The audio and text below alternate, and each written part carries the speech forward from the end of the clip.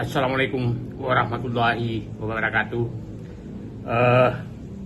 Kali ini saya ingin membahas terkait dengan pernyataan Menteri Keuangan bahwa pemerintah tidak mau membayar utang kereta api cepat kepada pemerintah Cina. Bukan hal itu yang saya mau bahas, tapi ingin membahas sebenarnya siapa saja sih biang kerok penyebab masalah terjadinya kereta api cepat yang akan membebani rakyat sepertinya sepanjang masa. Ini perlu kita ungkap agar para pengambil kebijakan diketahui publik bahwa mereka lah biang kerok dari kebijakan-kebijakan yang ada yang menyebabkan kesulitan rakyat untuk jangka panjang. Kali ini saya membahas tentang kereta api cepat. Kita ketahui bahwa proyek kereta api cepat sebenarnya studi kelayakannya sudah ada sebelum Presiden Joko Widodo. Beberapa pemerintahan sebelumnya melakukan studi kelayakan atas bantuan pemerintah Jepang dan melakukan studi tentang dua jalur kereta api cepat yang direncanakan, yaitu Jakarta-Surabaya dan Jakarta-Bandung. Jakarta-Bandung dari hasil studi Jepang sudah menyatakan bahwa ini betul-betul tidak layak dan tidak laik.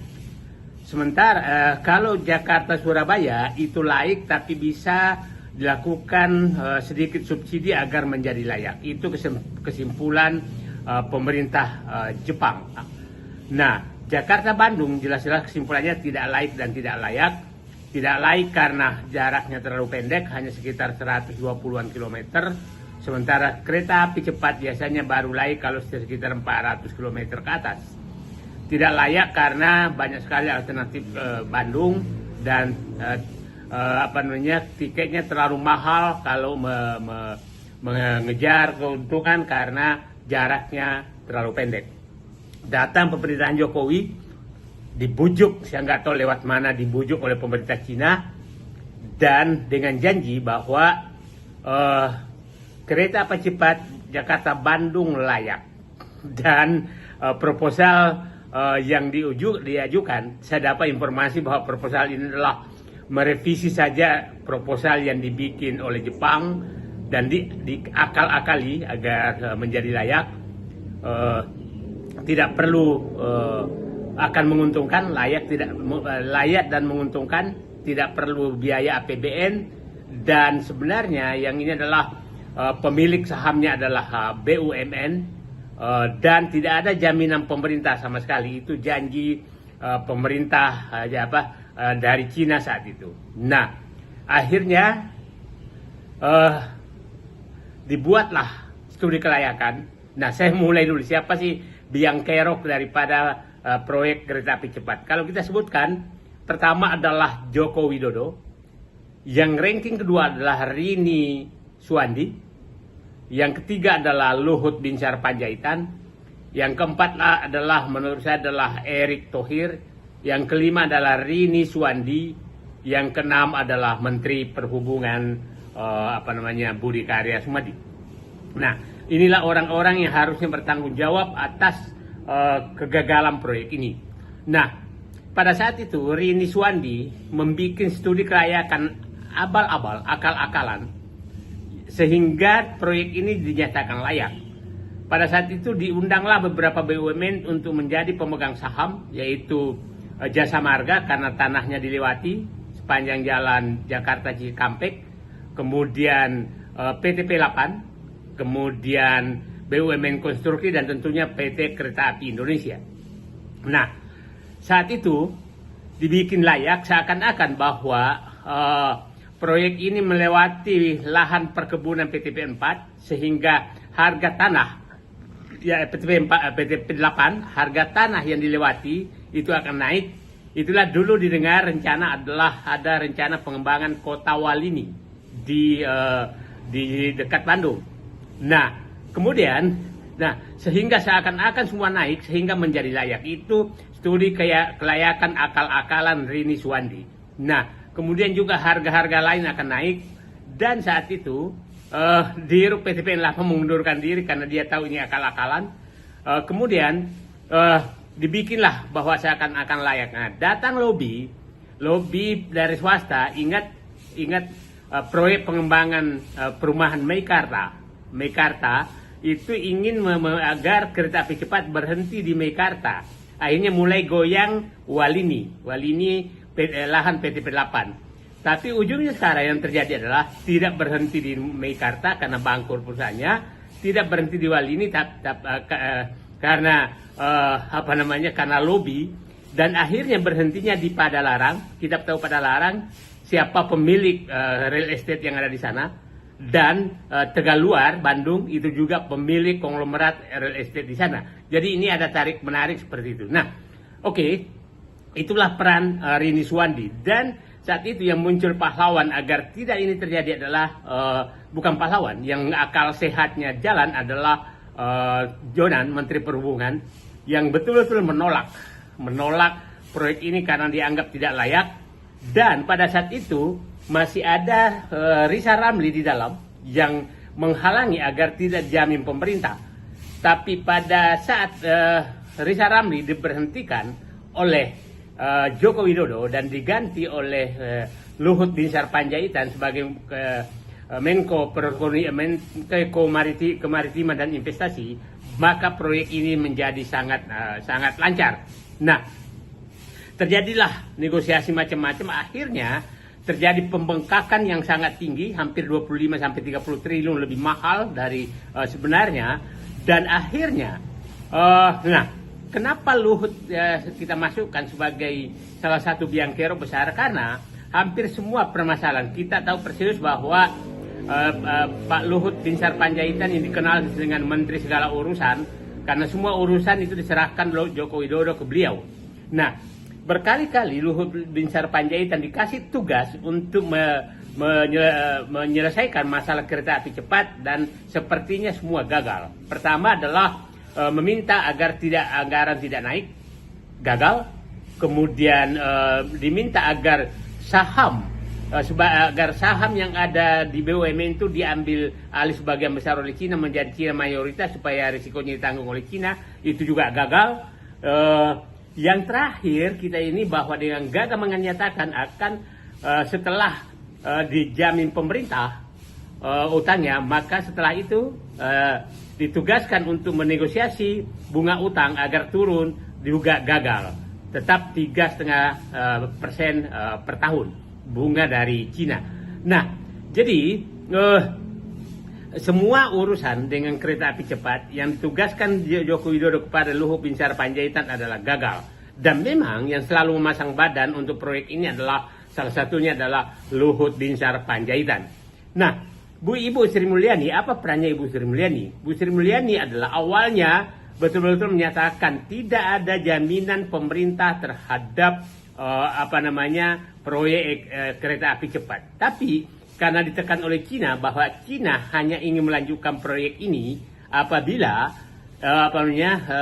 cost of run itu adalah peningkatan anggaran yang sekitar 20-an triliun lebih, itu dijamin dan ditanggung pemerintah.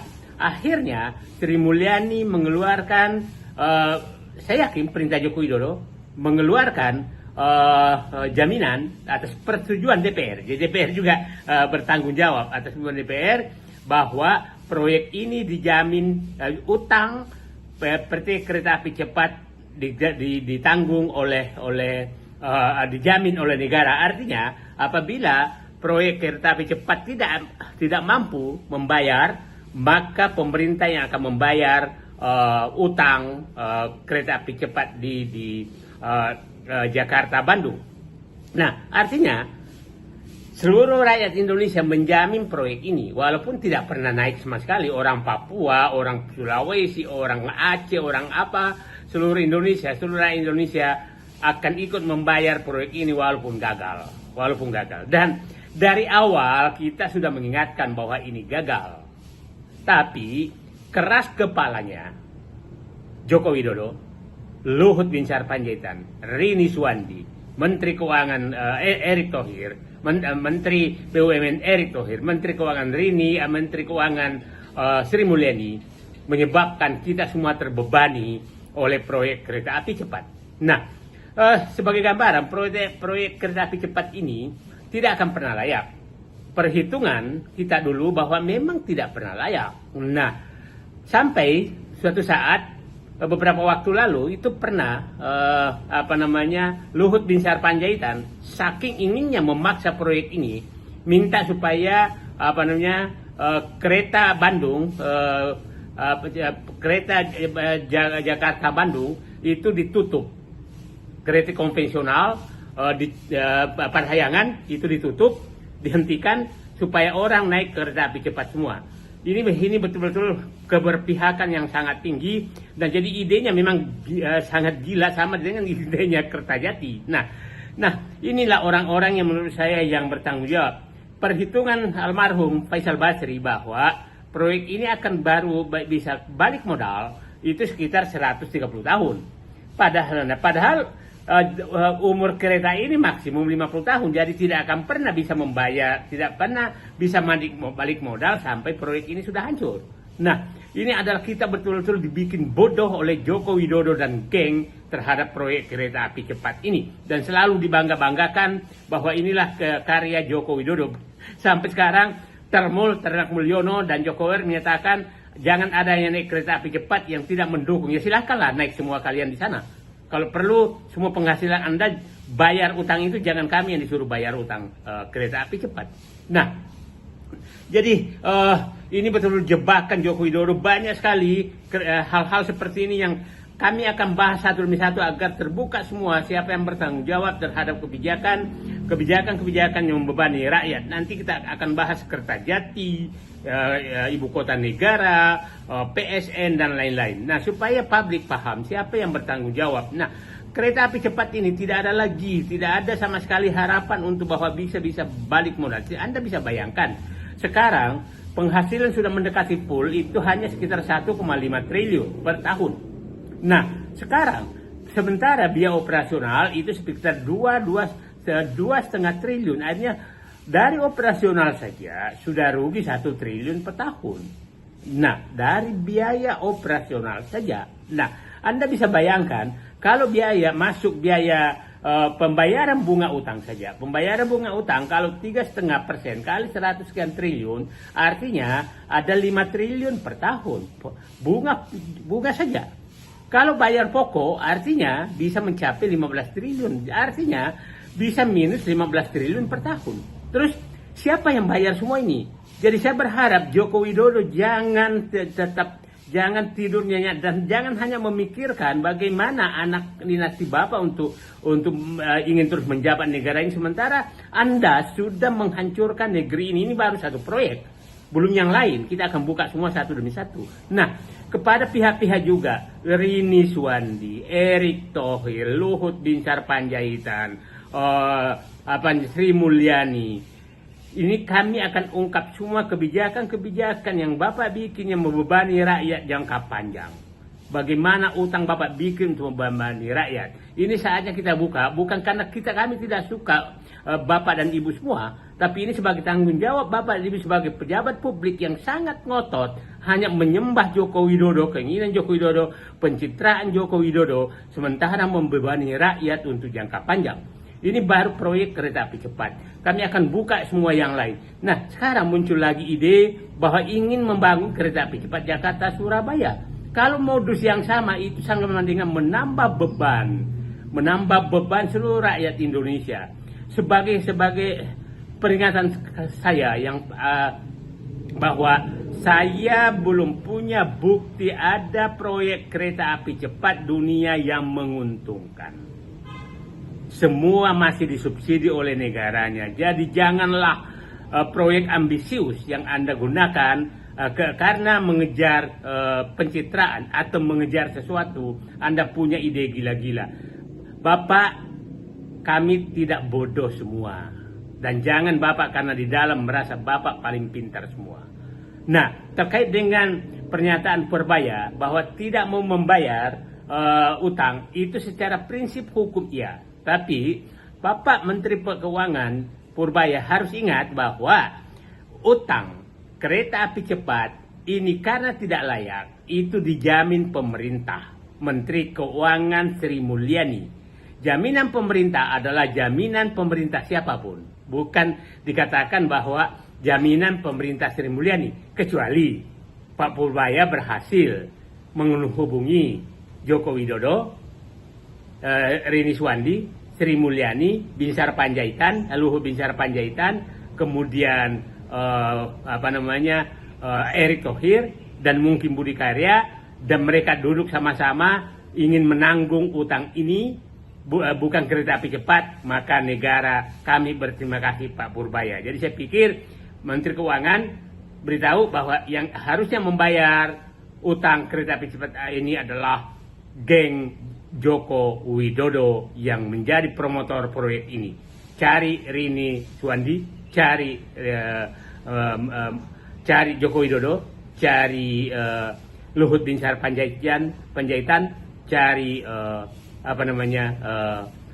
Budi Karya untuk membahas pembayaran proyek ini, karena mereka semualah yang ngotot untuk membangun proyek ini. Sekali lagi, ini bukan pertentangan, tidak ada yang salah pernyataan Purbaya, tapi tidak tepat menyatakan bahwa pemerintah tidak mau membayar karena itu adalah jaminan pemerintah. Kalau hanya mengatakan sebaiknya dibayar oleh Danantara, itu adalah hanya arahan agar Danantara dulu membayar, karena memang kereta api cepat dulu membayar. Tapi sekali lagi saya ingatkan, PT Kereta Api Indonesia mengambil utang ini karena jaminan pemerintah. Terima kasih. Assalamualaikum warahmatullahi wabarakatuh. Kita akan bahas hal lain berikutnya.